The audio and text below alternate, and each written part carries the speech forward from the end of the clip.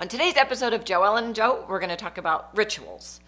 Rituals that help keep intimacy alive and make relationships thrive.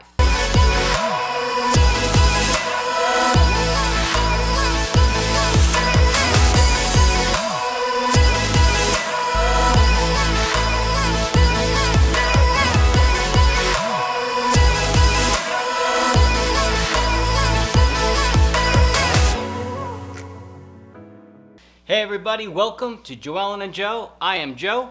I'm Joellen. Hello, Joe. Hello, Joe. We're talking about rituals today, aren't we? We are. I know I'm you have excited. a few favorites. I do, and I'm also excited about this because I think it's very helpful. And I said in the first video, our intro video, and I'll say it again, I give 100% credit to Joellen for bringing these to the table, and she does not let me get away with not doing them, and they have really helped our relationship stay strong and keep us connected. So one of my favorite ones, the hug and kiss at night at bedtime. We get into bed, and before anyone's allowed to fall asleep, we hug and we kiss and we say we love each other, and then you're allowed to go to sleep. And to me, that's a final connection at the end of the day. It makes you feel warm and fuzzy. It gets rid of the stress of the day. You create that connection. One of the really cool things is if for some reason you had a bad day or you had an issue with your partner and you had a argument or a small tiff, like we don't really heavily argue ever or have this blowout kind of thing. But if we did have some sort of small disagreement, you can't really hug.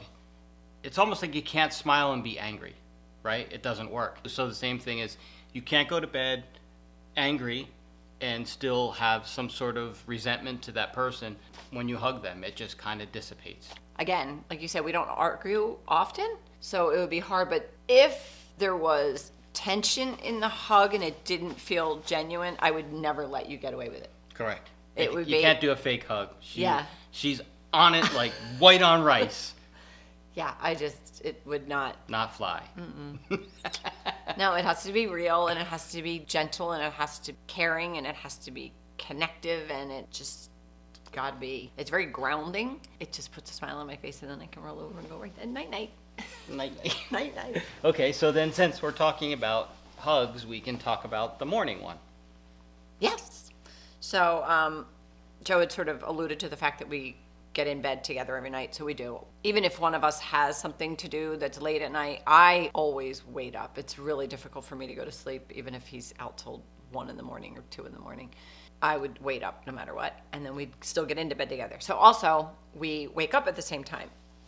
Yes, there are times where one of us has got to go do something and we're up at 4 in the morning or something random, but we still would wake the other person up and do a full body hug and kiss and snuggle, cuddle, and really just to send each other off onto a great day of warm, fuzzy goodness.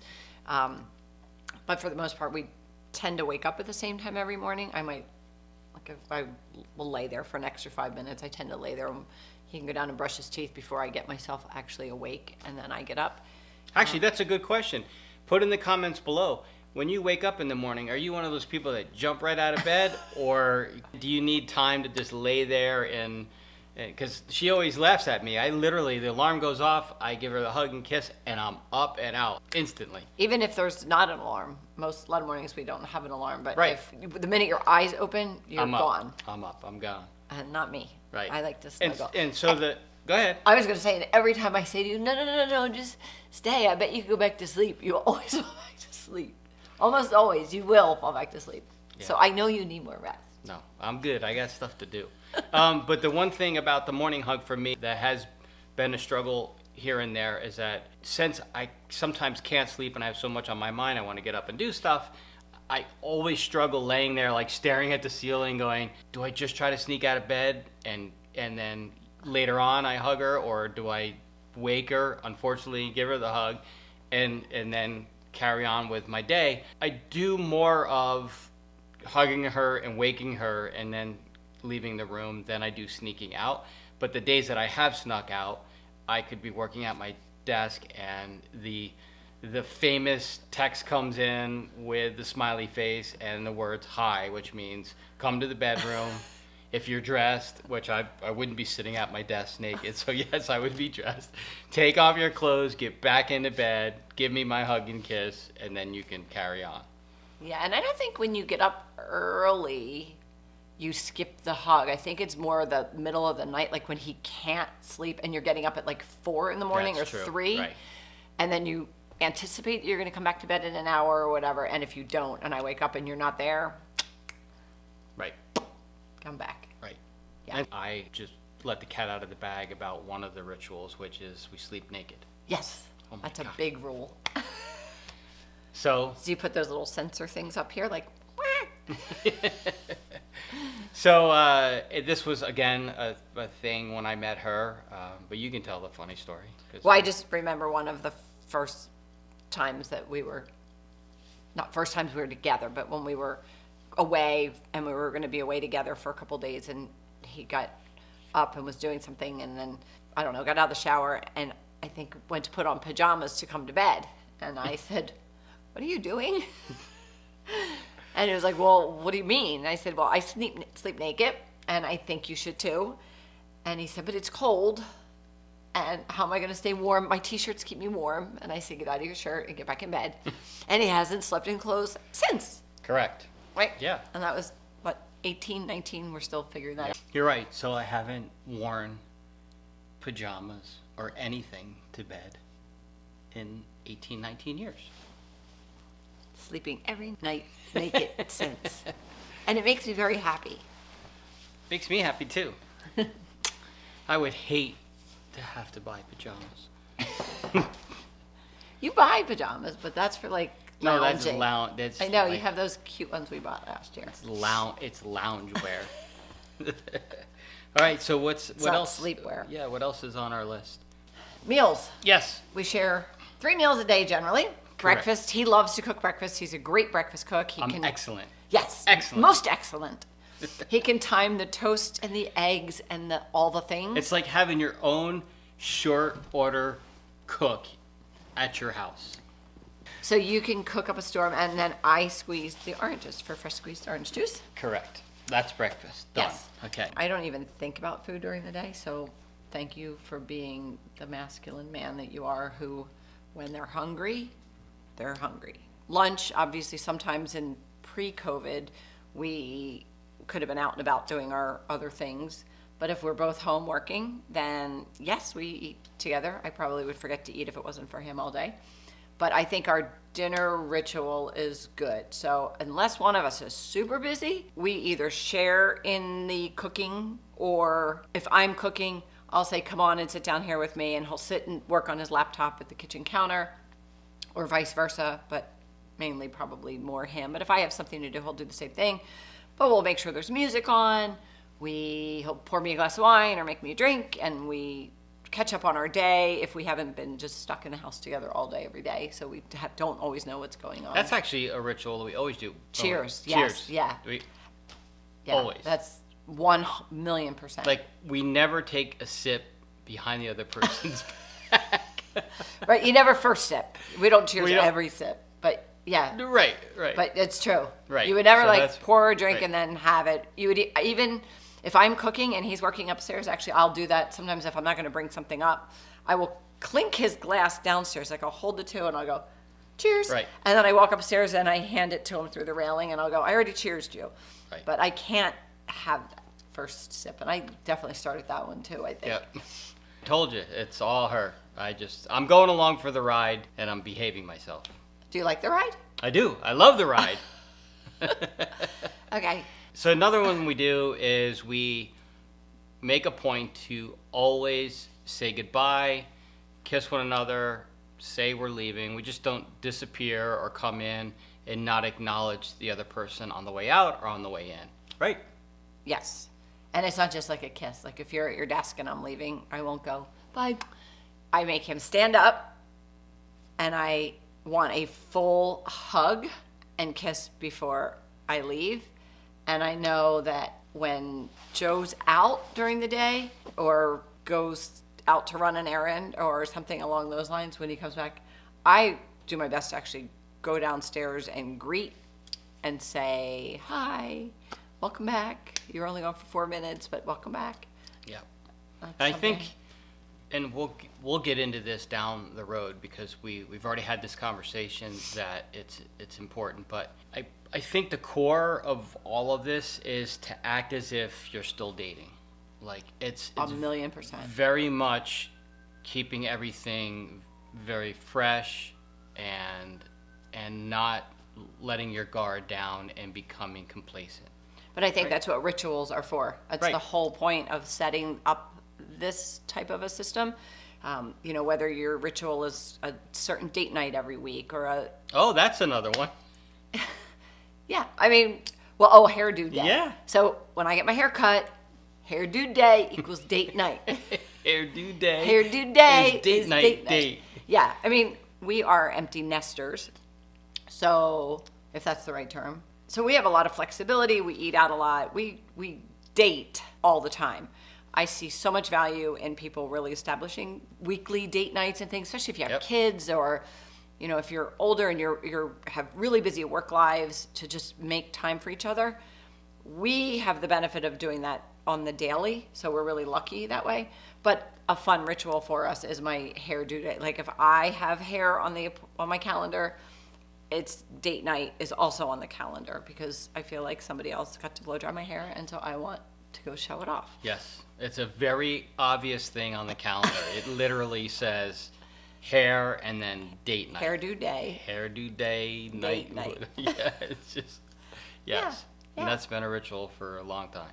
Yeah, so that's why. Yep. So I just think rituals are important, so it helps keep people fresh. So it's easy to say, always be dating, but these are the steps you have to implement to do that, to always put each other first and really value that ritual and value that time. And it might sound like some people might go, oh, really? I got to stay in bed or wake her or hug her, or I don't want him to wake me, or I don't want her to wake me when she leaves. You can fall back to sleep. Yep. To start your day with a connection is kind of super awesome. We have a fun one when we travel or anytime we get dressed up to do something, and sometimes even on hairdo days that equal date nights, we will, from the point and shoot days of cameras to now iPhone, your real camera, Apple Watch control, set up a camera and do the 10-second interval, 10 pictures. And we do like our own version of a selfie before selfies were a thing, before Instagram and before Facebook existed. And it was just funny poses. Yep. And it always gets us into a good mood before we're on our way out. for Yeah, the and we night. actually take the time to find like a decent backdrop. When we go to Las Vegas and we stay in one of the hotels and we find a cool picture, we'll use that as our backdrop. We just won't do one with a bunch of stuff laying on the bed or what. I mean, we don't do that anyhow. But so a little bit of thinking about it, prep, but it's cool because those photos are really neat. We have a ton of them from all the places we've been, and we don't walk out the door to start our night at dinner or gambling or whatever it is, and that's just using Las Vegas, but anywhere we go. Yeah, all our travel. The we do moment that. we get dressed to go out that night for dinner, we do that Yeah, ritual. and it's kind of fun because when I see those series of pictures, it always completely brings back a memory of the Yep. vacation or the night. I know we have one where you surprised me and took me to Cancun, which was a funny story. That was your last big birthday. Yeah, but we don't have to talk about birthdays anymore. Oh, that's right. Okay. I do have a birthday coming up, though. July 25th. Somebody put on a post today saying something about because of coronavirus in 2020, I'm not counting this year as one of my as. I'm in that boat right there. I'm jumping in.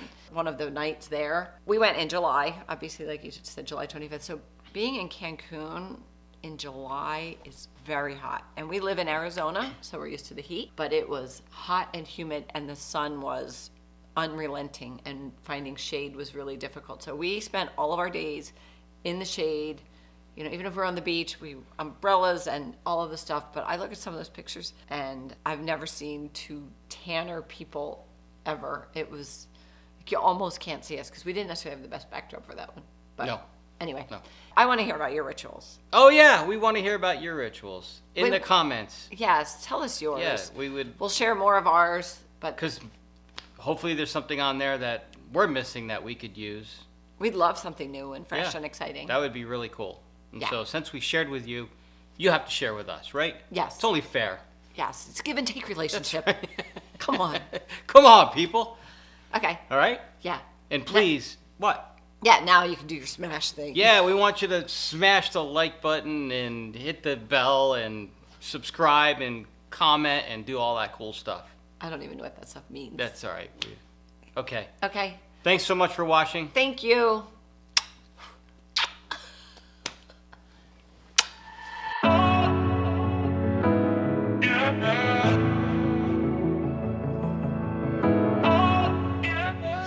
Okay. Hi there. On today's episode of Joe, Ellen, and Joe, we're going to talk about the rituals that help intimacy. Stop.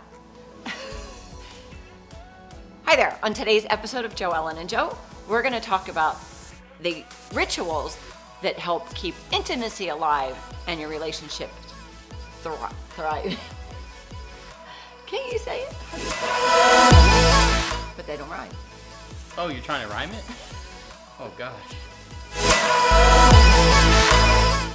And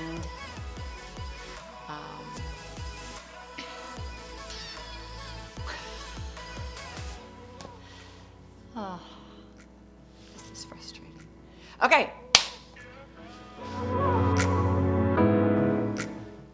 Okay, what do you say about pajamas again? Nothing. We're done with pajamas, right? Now we're talking about food. Are you going back to your pajamas?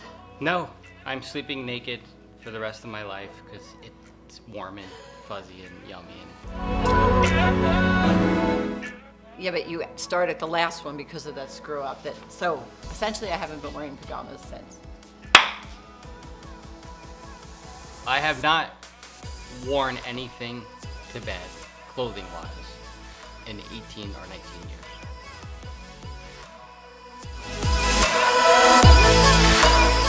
I have it all going on. I have the meat being cooked, the bacon or the sausage, and then I time the eggs, and then I drop the toast in the toaster, and then it all just pops up, and everything's hot and buttery and greasy and warm. And so in his mind, don't look at the dog. Don't look at the dog. The dog is in the camera. The dog is not in the camera. You don't want a dog to have to flinch at you.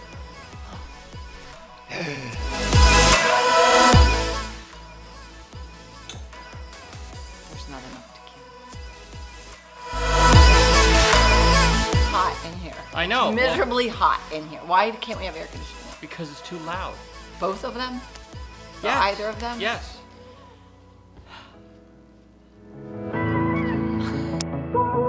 Rituals. We have many. We might have to save it for another video because this is getting long. Oh my God.